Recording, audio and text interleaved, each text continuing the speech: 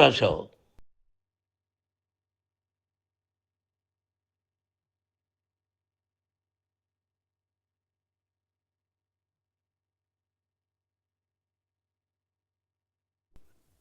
ఎవరిని నమ్మాలో ఎవరిని నమ్మకూడదో పరిస్థితి తీసుకొచ్చావు. విద్యాలయాలు ఎంత గొప్పవిరా. మనం 25% కులమతాలకు అతీతంగా ఫ్రీ ఎడ్యుకేషన్ ఇస్తున్నాంరా. క్యాస్ట్ అనేది తీసేసాను రా 92లో ప్రాస్పెక్ట్స్లో. నువ్వు చదువుకున్నావురా. అక్కడ చదువుకున్న బిడ్డలు ఐఏఎస్ ఐపీఎస్ అయ్యారా. ఎంతోమంది గొప్పవాళ్ళు అయ్యారా. నువ్వు నటుడుగా ఎంతో గొప్పవాడివి.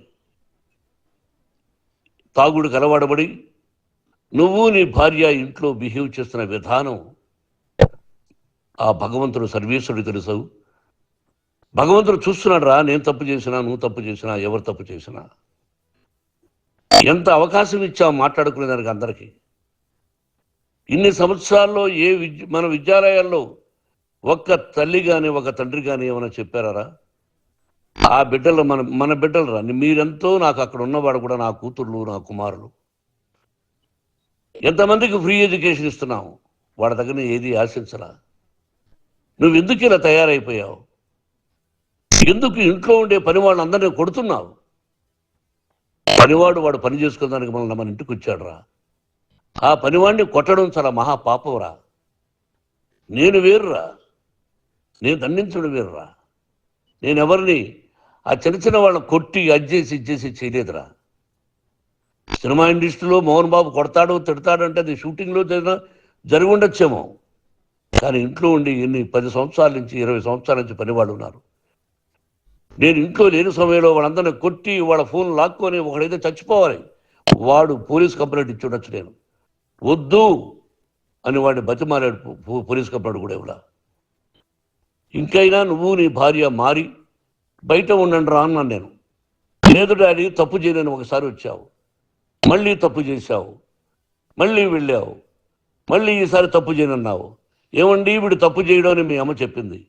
ఇంట్లో పెట్టుకున్నా. మళ్ళీ నువ్వు చేస్తున్నది ప్రతిరోజు నువ్వు తాగుతున్న విధానం నీకే తెలుసు. ఇది ప్రజలు నమ్ముతారా లేదా అనవసరం నాకు. నేను నీకు చెప్తున్నా, ఇంతటితో ఫుల్ స్టాప్ పెట్టాలి.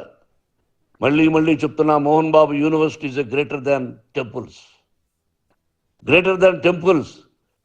బిడ్డలను కాలేజీలో చేర్చుకునే ముందు చెప్తారు, అన్నయ్య ఎంత ఉంది యూనివర్సిటీ రూల్స్, ఇది మా పద్ధతి, మీకు ఇష్టమైతే చేర్చండి.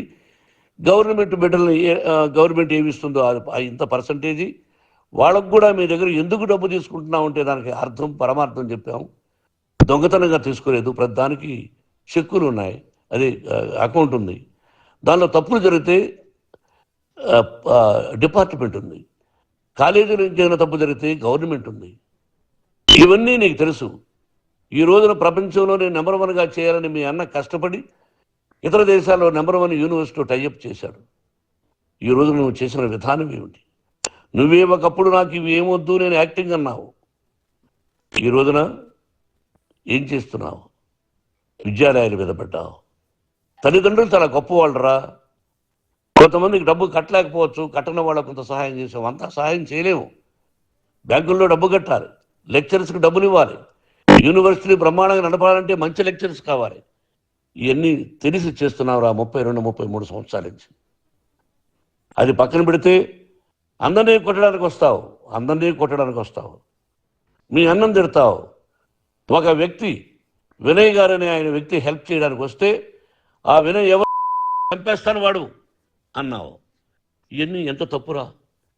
అంటే మీ నాన్నగారికి ఎవరు సహాయం చేయడానికి వస్తే చంపేస్తానంటావు. మీ అన్నను చంపేస్తానన్నావు.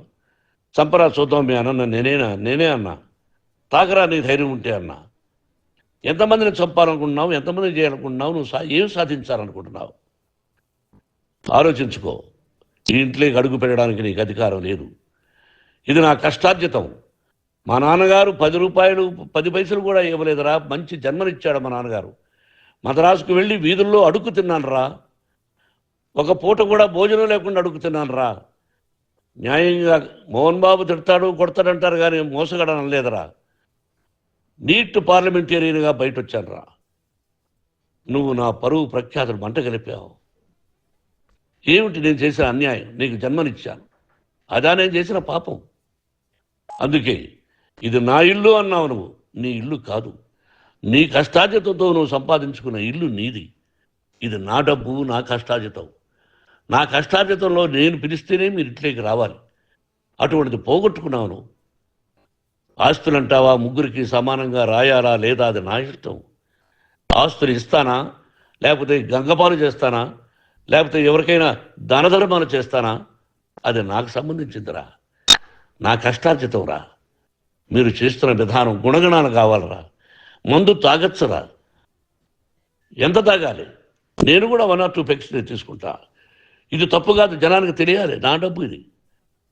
తాగి ఎవరిని కొట్లా, తాగి నేను తింటున్నా, అది ప్రజలకు అక్కర్లా. నేను తప్పు చేస్తేనే ప్రజలకు కావాలా. ఇవన్నీ ఉన్నాయిరా, ఇవన్నీ తెలుసుకో. నేను ఘర్షణ పడ్డాం. ఘర్షణ వేరు, కొట్టుకోవడం వేరు. గాయాలతో హాస్పిటల్కి వచ్చి కుంటుకుంటుగా నడిచాడు. మళ్ళీ ఏమని పోలీస్ స్టేషన్కి వెళ్ళి చెప్పాడు. ఎవరో 2 ఉన్నారు, వాళ్ళిద్దరూ నా మీద దాడి చేశారన్నాడు. నా ఇంట్లో పనిచేస్తున్న వ్యక్తుల గురించి పోలీస్ స్టేషన్కి వెళ్ళి చెప్పవలసిన అవసరం అతనికి లేదు, హక్కు లేదు. పోలీస్ డిపార్ట్మెంట్ కూడా తెలుసుకోవాల్సిన విషయం. నా ఇంట్లో ఉండే వర్కర్స్ మీద నేను కంప్లైంట్ ఇవ్వాలి. నువ్వు పర్మిషన్ లేకుండా నా ఇంట్లోకి నువ్వు చొరబడి ఇల్లు నాదంటూ ఇంట్లో పనిచేస్తున్న వర్కర్స్ మీద కంప్లైంట్ ఇచ్చావు. అది ఎంతవరకు పోలీసు న్యాయమో రూల్సో చూద్దాం.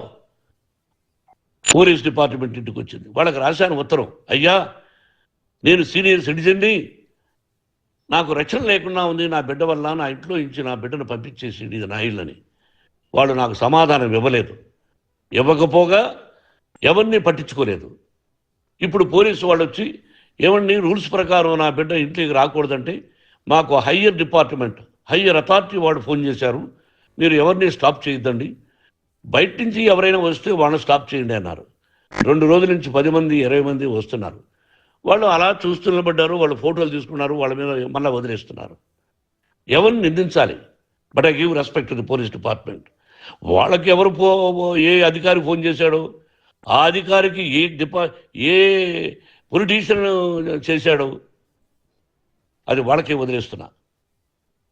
కాబట్టి వాళ్ళు పోలీస్ కంప్లైంట్ ఇచ్చినా కూడా మేము సంబంధం లేదని అంటున్నారు. కాబట్టి నేను నా బిడ్డను నిన్ను నాపు చేస్తున్నా. నువ్వు ఇంట్లోకి వచ్చే అధికారం నీకు లేదు. నువ్వు వచ్చి నీ బిడ్డను తీసుకెళ్ళు. సంతోషం, నువ్వు రాలేదు, నీ బిడ్డను జాగ్రత్తగానే చూసుకుంటావు. Take care your daughter, that's all. మీ అమ్మ హాస్పిటల్లో అడ్మిట్ అయింది. రేపో ఎల్లుండో మీ అమ్మను పిలిపించి బాగైన తర్వాత ఇదిగో నువ్వు నీ కొడుకు బిడ్డను తీసుకెళ్ళి వాడికి అప్పచెప్పని చెప్తాను పోలీసు వాళ్ళ ఆధ్వర్యంలో. ఇది 100%. I love you all. I love you police department. మీరు న్యాయంగా ధర్మంగా నడుచుకోండి, ఎవరికి తొత్తుల్లాగా ఉండొద్దండి అని మనవి చేసుకుంటూ నేను సెలవు తీసుకుంటాను. Thank you very much.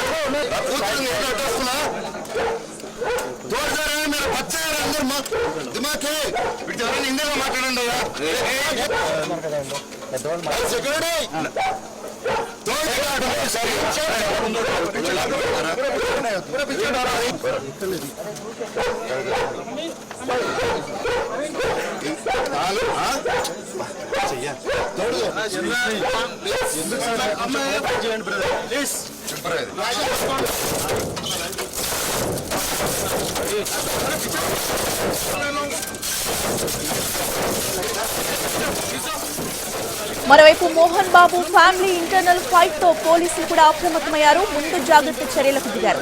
Mohan Babu, Vishnu gun licence లను సీజ్ చేయాలని సిఫార్సు చేశారు రాచకొండ పోలీసులు. జూబ్లీహిల్స్ పోలీసుల నుంచి గన్ లైసెన్స్ లు పొందారు మోహన్ బాబు, విష్ణు. ఇద్దరి గన్ లైసెన్స్ లు కూడా సీజ్ చేసి తుపాకులు స్వాధీనం చేసుకోవాలని ఆదేశించారు ఉన్నతాధికారులు.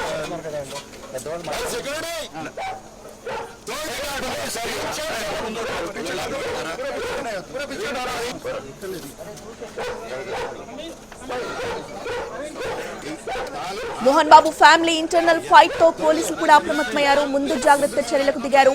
మోహన్ బాబు, విష్ణు గన్ లైసెన్స్ లని సీజ్ చేయాలని సిఫార్సు చేశారు రాచకొండ